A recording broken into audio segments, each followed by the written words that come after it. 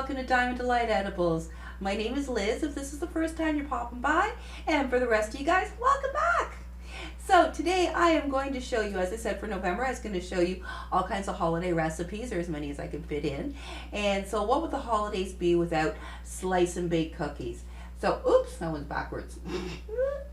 So check these out. Aren't they adorable? So I am going to show you how to make these Canna slice and bake cookies, and show you different ways that you can incorporate your Canna into your cookies. So it doesn't just have to be canna butter, you can use sugar. Anyway, I get into all the details there. So stand by, we'll jump into those ingredients of what we need, and I'll show you how to make these adorable little cookies. Alright, so the ingredients that we're going to need for our slice and bake cookies is 2.5 cups of powdered sugar. So what I've done here is I've got 2 cups of regular powdered sugar, and then I made a 1/2 cup of Canna powdered sugar. And I did that by taking just regular Canna sugar, and I do have a video on how to make Canna sugar from your tincture. So I took a 1/2 cup of regular Canna sugar, and then I grounded it up to powder with the magic bullet and the 2-blade. You need the 2-blade to do it. The 4-blade does not work. It doesn't make it fine enough, but the 2-blade will make it powder. So that's an easy way that you can do that. So 2.5 cups of powdered sugar, however you want to split that up to you. There's other areas that we can put in the Canna, so that doesn't have to be the only way. So you're going to need 3.5 cups of Canna flour. So again, if you want, you can use 3 3¼ cups of regular and 1/4 cup of Canna flour. You're going to need 3 eggs at room temperature. You're going to need 1 cup of butter or 2 sticks of butter. Again, so if you've got Canna butter, you would use, if you want to use 1/4, you can use 1/4 up to 1/2 cup. I wouldn't go, I'd probably keep it to the 1/4. That would be my recommendation to keep the flavor there. But if you really don't mind a heavier Canna flavor, definitely go with a 1/2 and 1/2 cup of Canna butter, 1/2 cup of unsalted butter. However, today I'm just going to be using 1 cup of regular butter. And you're going to want 1 teaspoon of vanilla. Then, because I want to make it a holiday flavor cookie, I'm adding in a tablespoon of ginger, 1 teaspoon of cinnamon, 1/8 of a teaspoon of each of the following: clove, allspice, and nutmeg, and then a pinch of salt. And then I'm going to also use some orange extract. It just adds a really nice flavor to that holiday, for that holiday flavor in the ginger. It's really nice. Then you're going to want whatever colors that you're going to be using. I'm going to be using green and red. You're going to need an extra egg white, and about a teaspoon of water. We need that for gluing.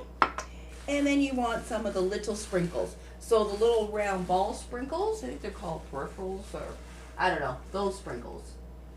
And at this time of the year, you can get the red and green ones. The store I went to unfortunately did not have them made. I'm very sad. So that's all the ingredients that we're going to need. Let's get into our equipment, and then let's get these made. So for the equipment, you're going to want to use a hand or a stand mixer, the paddle attachment, a rolling pin, a dough cutter if you've got one, the cookie cutter shape that you want to use. So I'm using the little Christmas tree, so you're going to be using those little mini cutters, a cooling rack, and then your cookie tray lined with parchment paper. And then you want an extra cookie tray or something flat that we're going to be putting our dough on to put into the fridge to rest. So that's it for all that we need. So really simple there. Let's jump right into those ingredients and let's get these made.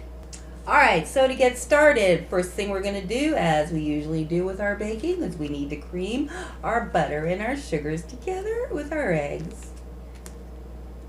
So you want your butter very soft, so room temperature and softer. Because if you've got a cold room, you're going to have fairly firm butter, so you want it very soft. Alright, so we add our butter to the bowl, and we are going to cream our butter first. So I'm just going to put that on medium-low speed for about 1 minute. And as always, Make sure to scrape down your sides and get the bottom of the bowl as well. Next goes in our powdered sugar. Then goes my powdered canna. Don't want to forget that one. And the rest of our powdered sugar. Whoops! I'm always talking about the poof. That's it. So you want to add that gently. And then just mix it around a little bit. And then we're going to put our paddle back on and get that combined. So I'm just going to do that on low. And then again, part way through, clean off your paddle and the sides of your bowl and pull it from the bottom as well. You always want to make sure that you have a very well mixed cookie. Alright, once that is nicely combined and it all looks kind of like cream cheese, we're going to put in our eggs and we're going to mix that until they're combined. So you're going to mix that on medium-low for about 1 to 2 minutes, as I said, until it's completely well combined. Alright, so once we've got all that combined, I'm going to take my spices and just get them mixed all together here. And this way is so that you're going to make sure that you get a nice even blend of spices. You're not going to end up with like one mouthful of cinnamon, another mouthful of ginger. That's just gross. You just want to mix those well together. And then I'm going to pour them into our flour and just get them mixed into our flour. And I'm going to add in my orange extract, about a teaspoon, half a teaspoon, and a teaspoon of vanilla. And I'm just going to mix that up there. Also, you can use fresh orange zest. If you've got a zest or fresh orange, I didn't have a fresh orange, but you can absolutely use orange zest versus orange extract if you'd like. Or lemon, it'd be nice as well. Alright, once you got that combined, your spices all mixed well into your flour, we're going to add in about 3 cups of flour first, and then if we need more, we will add more if needed. And we just want to mix our dough till it comes together and it's not sticky on our hands.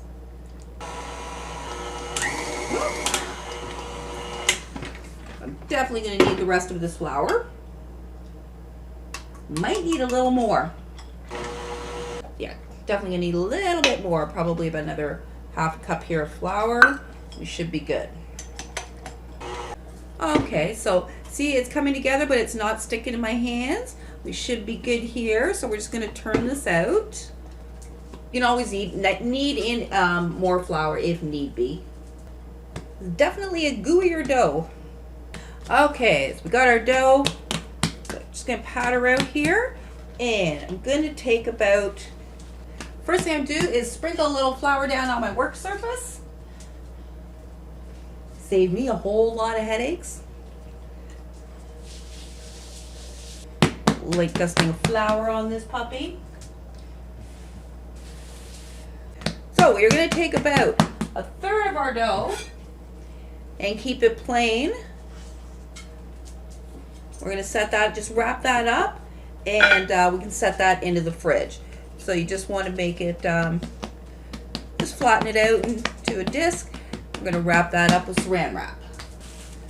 I'm just going to set that in the fridge to chill. Now I'm going to take my dough and I'm going to split it in half, and obviously color half red, half green. No rocket science there.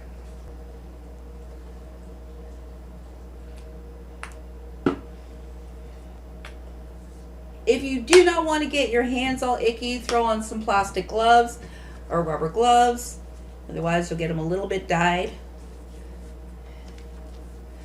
So you're just going to work that through.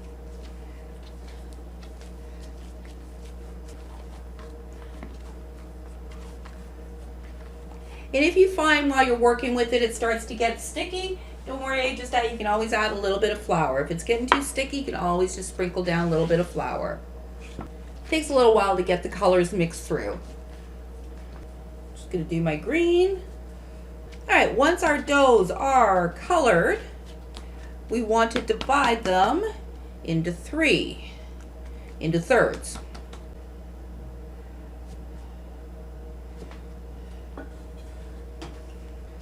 I just eyeball it.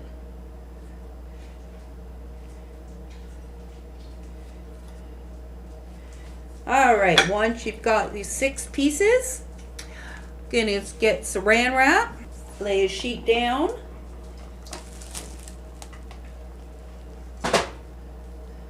Then we're gonna roll each color out to a 1/4 inch. So basically what you need to do is you take your cookie cutter and you measure it. So this is about 1.5 inches by a 1/2 inch. So you need to measure this out. So I'm going to be making, because I want to have 6 rows, each one is going to be a 1/4 inch. Will make me 1.5 inches. So I'm going to, grab one of your colors, grab another piece of saran wrap. This will prevent your rolling pin from sticking to it. And you want to roll that out, as I said, to a 1/4 inch. Then you can just take her and transfer her to your cookie sheet. And then I'm just going to repeat that for all of my pieces. Once you've got all your colors rolled out flat in between saran wrap, pop them in the fridge for about a 1/2 hour. Now that our colors have all chilled, we're going to take them out. We're going to layer them up. And so we're going to, obviously, we're going to alternate our red and our green.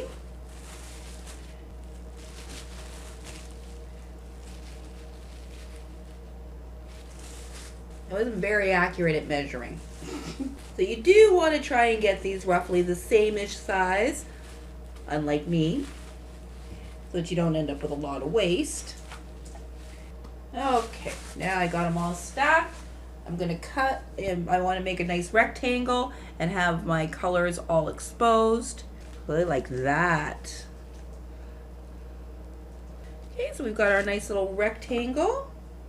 Okay, so you're going to take your cutter and you're just going to make a mark here so we know how wide. So you just make a little niche with your knife.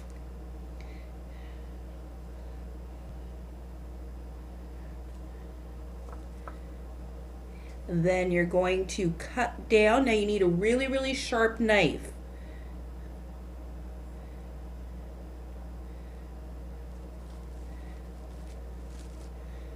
Okay. Now that we've got them all cut, just want to get them, just going to flatten them down with a rolling pin a bit. Just a little bit, so they're all kind of all the same level here. And then we take our cutter and we go diagonal here. Mine's like this much too shy. So what I'm going to try and do is just roll it a little bit to flatten it out. So I can flatten it a bit to get that little extra height. There we go. I'm going to cut that out. So my dough is a little bit soft, a little hard to get out of the cutter. So what I'm going to do is I'm just going to wrap this up and just put it in the fridge for about 10 minutes just to firm that up a little bit. Make it a little easier for us to cut. Okay, so now these little guys are set. A lot better. So let's do these again. Got my cutter.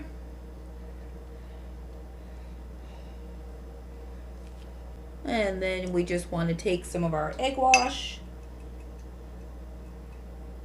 Paint a little bit on there.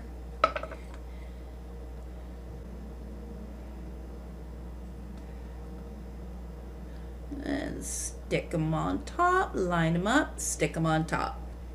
And you're just going to continue to do that. Cut and stack. Just don't forget your egg wash in between. So I said you're just going to continue to do that. Actually, if we stand them that way, we can do more. Duh. We don't have to make a tower. Okay, so I'm going to make this here. I said probably like about 6 inches, 6-7 inches. And then I'm just going to transfer this, put it back into the freezer, and let that set while I make up another row. And just put on saran wrap so it doesn't stick to your tray. All right, so while our little trees are chilling, get your white dough out And what we're going to do is we're going to start making a whole bunch of little ropes. So you just want to, whatever, cut a hunk off.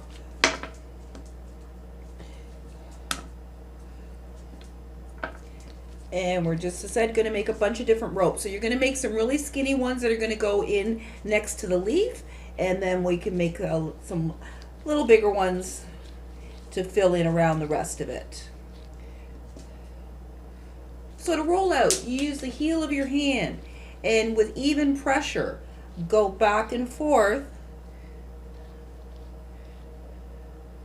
And then you can go, once it gets a little small, you can go to your fingertips. It's really just about keeping even pressure and moving consistently. And so if they get a little bit big, it's okay, just cut it down. And if they're sticking a little bit, you can definitely put down a little bit of flour on your work surface. Yeah, it works a lot better on the flour. So just continue to do that to get a whole bunch of little ropes ready to go. And then get out one of your tree logs at a time. And then we're just going to start filling in with our white. So you want to press in, and especially getting it into those to the crevices there of the tree. That's why you want to freeze your log so you can work with it without squishing it. If it starts to get soft, just pop her back in the freezer for just a couple minutes. Again, just keep filling it in so you can see like that. So it's all getting filled in. You're just going to continue to do that all the way around your tree. Okay.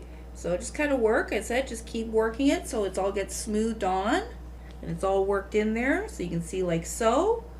And that's just going to be for our first layer. And then again, you're just going to continue to make some more ropes because we're going to go around one more time. And then on the second layer here, we're sticking it, if it doesn't stick here because of the flour, brush a little bit of egg white, our little egg white wash. And she'll glue right on there. So again, you're going to just go around and do the exact same thing again, making ropes, go all the way around, try to make them fairly evenly at this point. Just give her a roll. Just getting on the last couple here. Just cutting off the excess end here. So you just want to now give it a gentle roll so it all your seams come together. But be gentle because you don't want to squish your tree. We don't want to make it a mush. And there's anywhere that you maybe have a little bit of seams, you just use a little egg wash and just work them down. And then I'm going to wrap this in some saran wrap. We're going to put this in the fridge for a half an hour to set up before we cut into it. And you can go ahead and wrap up your other ones. Now, if you don't have enough white dough to wrap up your other ones, just cut them and make regular shaped cookies. Oh, sorry, I almost forgot the most important thing, our sprinkles. Dang, can't forget the sprinkles. Everything's always more fun with sprinkles. Okay, so you're going to get your egg wash white, your egg wash. Give a good little wipe all the way around. And then we're going to just take your sprinkles and put them into a tray. It'll make it much easier for you. And then just take them and roll them. So get her all nicely rolled up like that with your sprinkles. And now we're going to wrap it in saran wrap, put it in the fridge for about a half hour for that to set up.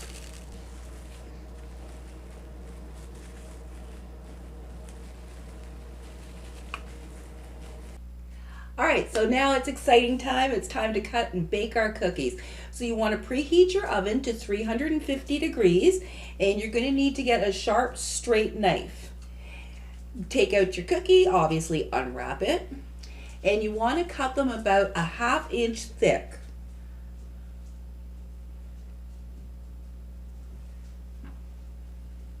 Like so. Check it out. Ah! Pretty awesome. I'm so excited when things work out. Alright, once you've got all your cookies cut on your sheet, you're going to bake them for about 20 minutes or until they're light brown on the bottom. Just a very light brown on the bottom. Alright, so let's bake these up and then finish them out and get to give them a try. You always want to bake on the middle rack of your oven. Alright, so we'll see you in 20 minutes when these cookies come out. I can't wait. Alright, time for our cookies to come out. Oh, check them out. Ah. Oh, I'll just slide them all over the place if I do that. So, whoop. So you're just light brown on the bottom there and nice and light on top. Oh, so you want to put them on a cooling rack to cool first completely, and then you can dig in and enjoy. Well, I'll let that cool down, then I'll hold one up and show you. All right, check out our cookies. Look how awesome those look. Woo! All right, so I hope you enjoyed that recipe there for slice and bake cookies. As always, any questions or comments, don't hesitate to put them down below. I love to hear from you guys. You guys are really awesome. And as I said, lots and lots more recipes to come. If you're new to the channel, I really do hope you subscribe. And yeah, that's about it. You have an awesome rest of your day, and thanks again for watching.